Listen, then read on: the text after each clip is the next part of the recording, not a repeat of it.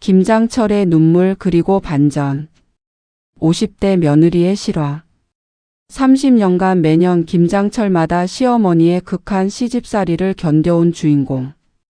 어머님 말씀이면 무조건 좋아요를 외치는 효자 남편 때문에 더욱 외로웠던 그녀에게 올해 김장철 예상치 못한 반전이 찾아옵니다. 30년간 김장철마다 300포기씩 담그며 시어머니의 독설과 무시를 견뎌온 50대 며느리. 내가 뭘 안다고. 며느리의 30년 김장 노하우를 무시하고 친정 조카 며느리만 칭찬하는 시어머니. 어머님이 오르시조만 반복하는 남편. 올해 김장날 갑작스런 시어머니의 쓰러짐. 병원에서 발견된 시어머니의 비밀 일기장. 일기장에 적힌 진실 며느리를 인정하지 못한 자신의 열등감과 후회. 병상에서 이루어진 30년 만의 진심 어린 대화. 저는 올해로 결혼 30년 차 55살 평범한 주부입니다. 매년 11월이 되면 가슴이 답답해지죠. 김장철이 다가오기 때문입니다. 올해는 배추 300포기 담가야 해. 작년엔 모자랐잖아. 시어머니의 우렁찬 목소리가 벌써부터 귓가에 맴돕니다. 결혼 첫 해부터 시작된 김장 시집살이. 새벽 5시에 일어나 배추 다듬고 절이고 양념 만들고. 하루 종일 쪼그려 앉아 일해도 시어머니 눈에는 부족하기만 했죠. 아이고 이것 봐. 소금이 제대로 안 들었네. 내가 뭘 했어? 시어머니는 제가 절인 배추를 하나하나 들춰보시며 혀를 차셨습니다. 30년을 해왔는데도 말이죠. 더 속상한 건 남편이었습니다. 여보 어머니 말씀대로 하자. 어머니가 김장은 전문가시잖아. 남편은 언제나 이런 식이었죠. 어머니 말씀이면 무조건 옳다는 거예요. 제가 새벽부터 허리 아프게 일해도 손가락이 빨갛게 부어올라도 남편 눈엔 보이지 않는 것 같았습니다. 작년 김장날이 특히 기억에 남습니다. 시어머니가 친정 조카 며느리를 데려오셨거든요. 20살도 더 어린 그 조카 며느리가 김치를 버무리자 시어머니는 극찬을 아끼지 않으셨죠. 어머 얘 좀 봐. 손맛이 있네. 역시 친정 쪽은 달라. 그 말을 들은 순간 제 가슴이 무너져 내렸습니다. 30년간 매년 300포기씩 9,000포기가 넘는 김치를 담가왔는데 단 한 번도 그런 칭찬을 들어본 적이 없었거든요. 화장실에 들어가 혼자 울었습니다. 빨갛게 부은 손을 보며 이게 뭐 하는 짓인가 싶었죠. 여보 괜찮아? 남편이 걱정하는 척 물었지만 저는 대답하고 싶지 않았습니다. 어머니 앞에서 조금만 참아. 연세가 있으시잖아. 또 이런 말뿐이었죠. 제 편은 한 번도 대어주지 않는 남편이 원망스러웠습니다. 올해도 어김없이 11월이 왔습니다. 김장 준비해야지. 이번엔 350포기 해야 해. 친척들이 늘었거든. 시어머니의 전화를 받고 한숨이 나왔습니다. 해마다 늘어나는 김장 포기수. 이제는 정말 지쳤죠. 김장 전날 장을 보러 갔습니다. 배추며 무며 산더미처럼 쌓아놓고 계산하는데 옆에서 누군가 말을 걸었습니다. 어머 언니, 김장 하시나 봐요? 동네 아는 분이었죠. 네, 시어머니 김장이요. 350포기나요? 세상에. 요즘 누가 그렇게 많이 해요? 김치 냉장고도 있는데. 그분의 말에 갑자기 눈물이 핑 돌았습니다. 맞아요. 요즘 누가 이렇게 하나요? 드디어 김장날 아침이 밝았습니다. 새벽 4시에 일어나 준비를 시작했죠. 절인 배추를 헹구고 물기를 빼고. 어느새 시어머니와 친척들이 도착했습니다. 어휴, 배추 절임이 좀 덜 됐네. 내가 뭘 했어. 시작부터 지적이었습니다. 양념을 만들기 시작했죠. 30년 노하우로 완벽한 비율로 만들었는데 젓갈 냄새가 너무나. 다시 해. 시어머니는 제가 만든 양념을 전부 엎어버리셨습니다. 그때였습니다. 으악.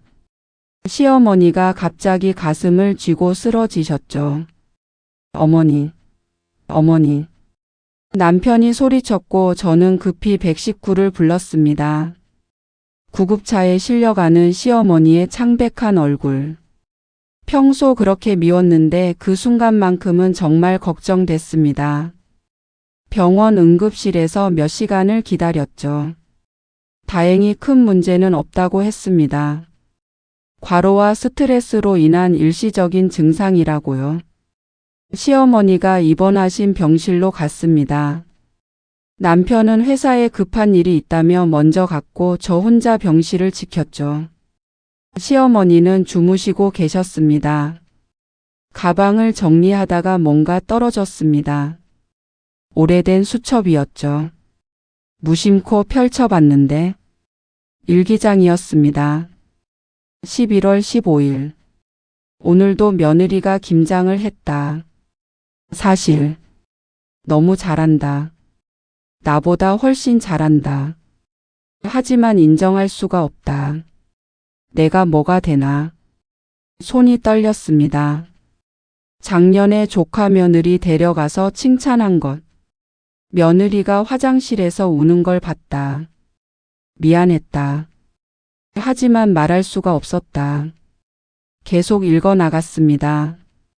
30년. 며느리는 단 한 번도 불평하지 않았다.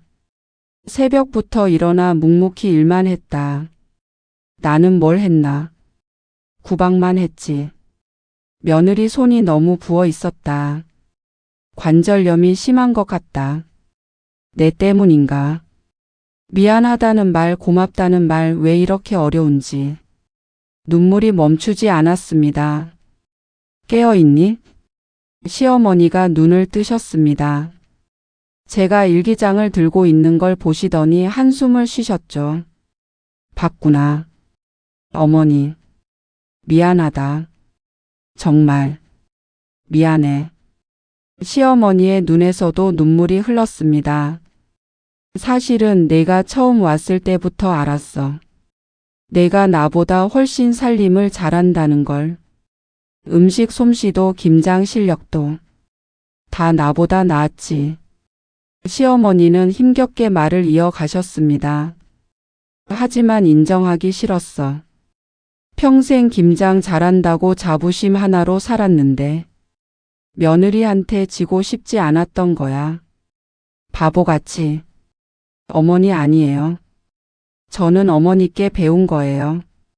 거짓말하지 마. 내 친정어머니가 음식 솜씨가 얼마나 좋은데. 나도 다 알아. 시어머니는 제 손을 잡으셨습니다. 거칠고 주름진 손. 제 손과 똑같았죠. 30년이나 걸렸네. 이 한마디 하는데. 고맙다. 정말 고맙고 미안해. 그 순간 30년의 서러움이 눈 녹듯 사라졌습니다. 어머니, 저도 죄송해요. 마음으로 어머니를 원망했어요. 당연히 원망할 만했지. 나 같은 시어머니를. 우리는 한참을 울었습니다. 병실 문이 열리고 남편이 들어왔죠. 무슨 일이야? 왜 울어? 아무것도 아니야. 그냥 좋아서. 시어머니가 웃으셨습니다. 30년 만에 처음 보는 따뜻한 미소였죠. 아들아, 내 아내한테 잘해. 30년 동안 고생만 시켰구나. 어머니? 남편이 놀란 표정으로 우리를 번갈아 봤습니다. 앞으로 김장은 사서 먹자. 이제 그만해도 돼. 아니, 그만해야 해. 며느리 손 좀 봐. 이게 사람 손이야? 시어머니는 제 부은 손을 남편에게 보여주셨습니다. 미안해. 여보, 정말 미안해. 나는 그동안. 남편도 울기 시작했죠. 태어나신 시어머니는 완전히 달라지셨습니다. 며느리야, 오늘은 쉬어. 내가 밥할게. 김장은 올해부터 사 먹자. 요즘 파는 김치가 더 맛있더라. 이런 말씀을 하시는 시어머니가 아직도 낯설긴 하지만 이제야 진짜 가족이 된 것 같습니다. 올해 김장철 저는 처음으로 편안한 마음으로 11월을 보냈습니다. 350포기 대신 딱 10포기만 담갔죠. 시어머니와 함께 웃으며 수다 떨면서요.